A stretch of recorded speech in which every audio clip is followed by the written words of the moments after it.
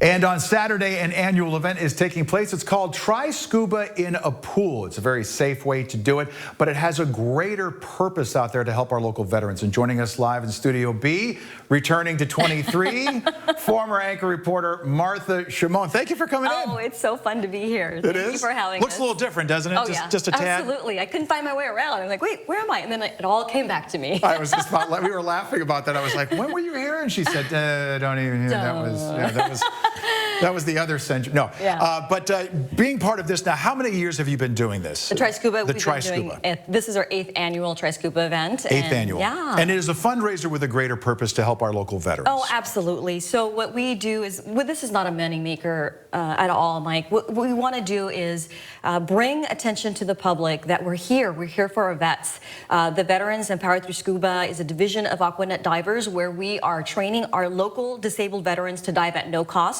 And this is one of our fundraisers. And again, it's not a moneymaker, but the idea is to get the name out and say, hey, we're here to teach you scuba as the public, if you're interested, because we do operate like a dive shop minus the retail location, repairs, fill tanks.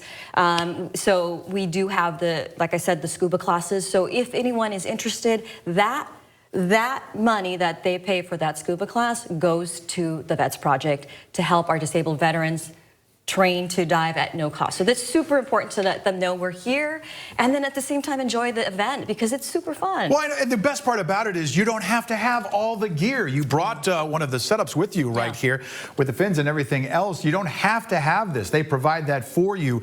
All the slots are filled for tomorrow. There's a chance somebody might fall out or... You might want to email just in case somebody cancels. Okay, so you can do that. But when you're talking about the veterans and being able to do what you do with them, what have you found when it comes to the world of scuba that really resonates with someone who might be dealing with PTSD or some other type of issue? Well, you know, one of the first, in our second cohort of disabled military divers, we had a student who, military vet, who had back injuries, and he was in pain 24 hours. I mean, he didn't announce it, but you could see it in his face. And then when we talked about it, he did say he has joint pain, he has back pain.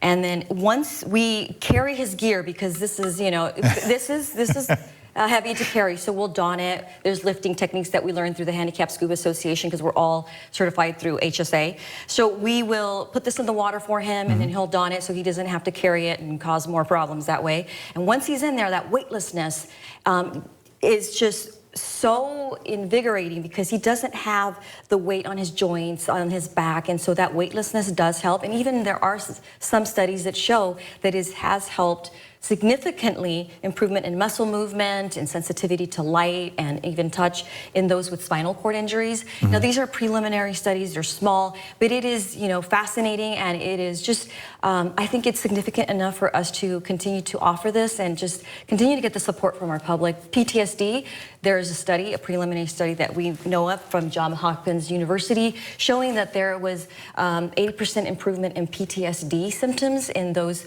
who were the divers in that cohort. So that's promising as well. There's not enough studies out there, clearly, and long-term studies as well to know what the situation is long-term. But it's certainly the preliminary studies are promising. Good, very good. Now, if they can't get in this weekend, if they would love to sort of just explore this world, see if it's good, where do they go and how do they get contact? They can go to aquanutdivers.com and they have all the information there. They can learn about the Try Scuba event. They can figure out whether that's something they want to do next year or put themselves on the wait list and say, hey, if there's any cancellations, let us know.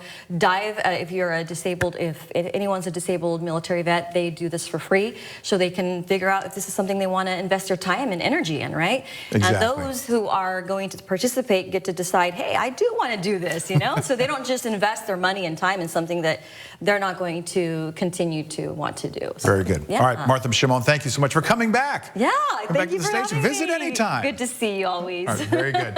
Let's go back in Studio A.